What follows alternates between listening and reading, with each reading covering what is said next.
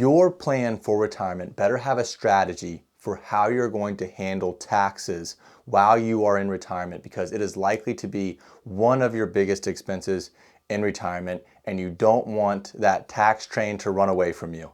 My name is Spencer Ford, CEO and Wealth Advisor with Conservative Financial Solutions, as well as a certified financial planner, and let's hop into today's video.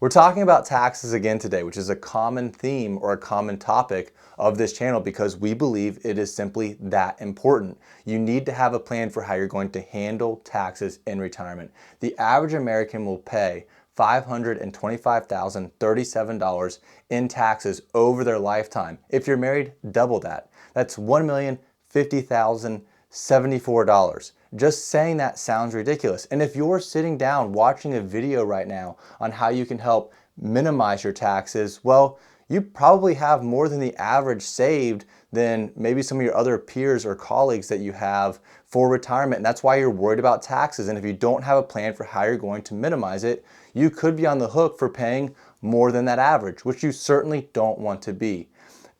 Not having a plan for how you're going to handle taxes in retirement is like going on a long journey and ignoring the check engine light. You might be okay for a little bit of time, but eventually you're going to run into some serious problems and you're not going to be happy when you do. There are countless reasons why I can tell you we believe taxes are going to be higher in the future. One of the most easiest examples I can give you is the simple fact that the path that we are currently on isn't sustainable. In 2023, the federal government brought in $4.44 trillion in revenue. The only problem is the government spent $6.3 trillion in revenue. Now, most of us don't think in terms of of trillion. So let me give you an example. Let's say you have a neighbor. Your neighbor made $44,400 last year. The only problem is your neighbor spent $63,000. He overspent his income by 38%, and he's been doing that for years, for decades even. So much so that he has racked up over $345,000 of credit card debt without a single asset to show for it. That's the situation that our government finds itself in. And so if your neighbor, what does your neighbor desperately need to do other than learn how to become more financially responsible? He needs to increase his income. And how does your neighbor increase his income? Well, I just mentioned our neighbor is the federal government. So the way our neighbor increases his income is by finding ways to tax us more.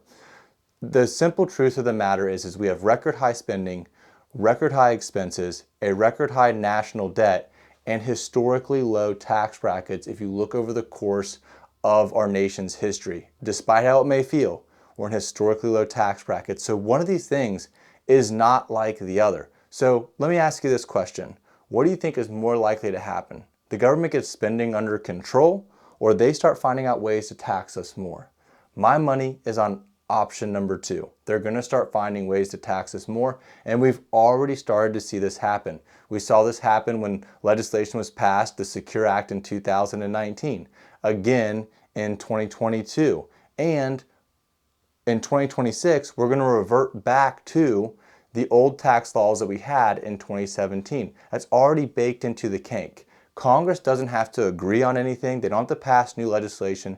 They just have to let the current tax law expire, and we're going to go back to the 2017 brackets. And here's what this could potentially look like for a lot of filers. This is just married filing joint.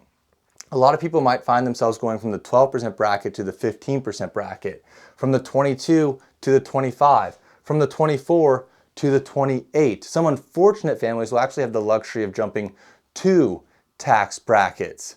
And it may not seem like a big jump, 12 to 15%, that's just 3%. But an addition of 3% on top of 12 represents a 25% increase in that marginal income tax bracket. It's a really big deal when you think about it that way. And the thing I want you to realize is we're underneath this current tax law, unless Congress does pass a new law, but we're underneath this current tax law in 2024 and in 2025. So in my opinion, those are 2 really good years that we have left to implement some strategies to make sure that you're minimizing your tax liability, which is likely just going to grow and grow and grow until you do something about it, until we get to 2026 when we have the new law. So what I'm saying is it's an opportune time right now, 2 years left, 2024 and 2025, to really implement some strategies. So I would encourage you to look into that. If you found this video helpful, please hit subscribe and we'll see you in the next one.